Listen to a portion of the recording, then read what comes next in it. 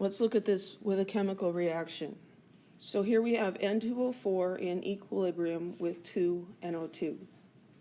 If we add some NO2 to this equilibrium, that's going to cause the rate of the reverse reaction to increase.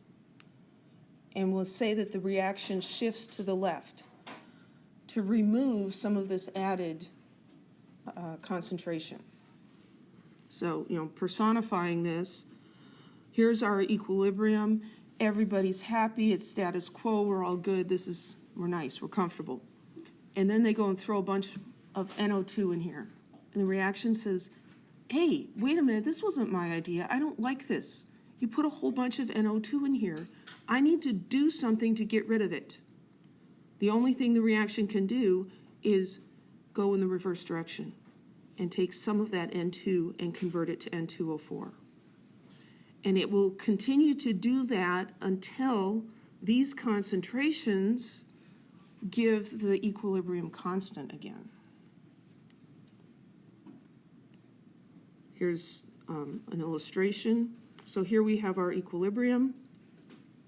We've got in 4 molecules of the NO2 and we have 2 molecules of the N2O4. If we add a bunch of molecules of NO2, we're adding 3 here.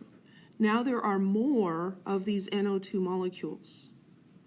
In order for the reverse reaction to occur, those NO2 molecules have to collide with enough energy to react.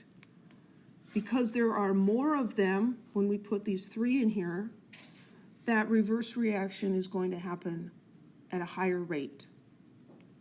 And so we'll see that more of these are going to react and the system will shift to create more N2O4 and to reduce the NO2 closer to where it started.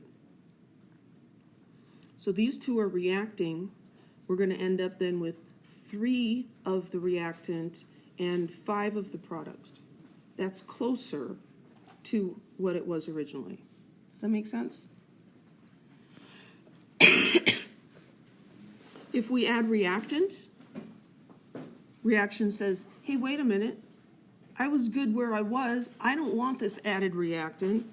It's going to go in the forward direction to remove some of that, to reestablish a balance.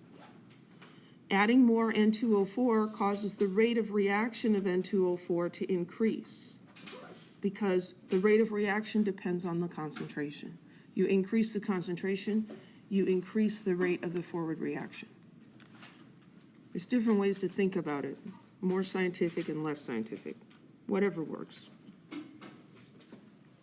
So here adding more N2O4 will cause more of the forward reaction.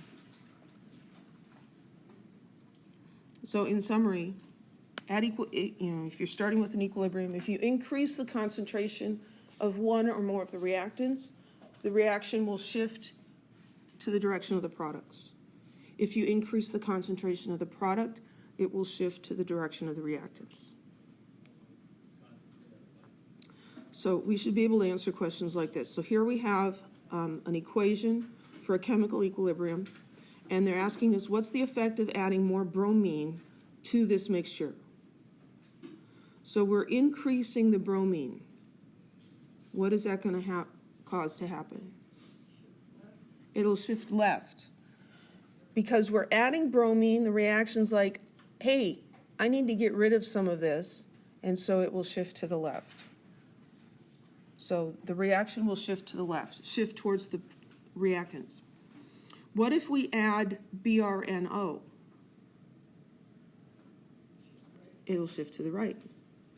Okay, you put a bunch more in here. Well, I'm going to react that and form this stuff to get that back down closer to where I started from. What if we take away some bromine? It'll go to the right. The reaction's like, I was good, and you took my bromine away. I want to replace that. How does it replace that? By increasing the forward reaction. You get the idea?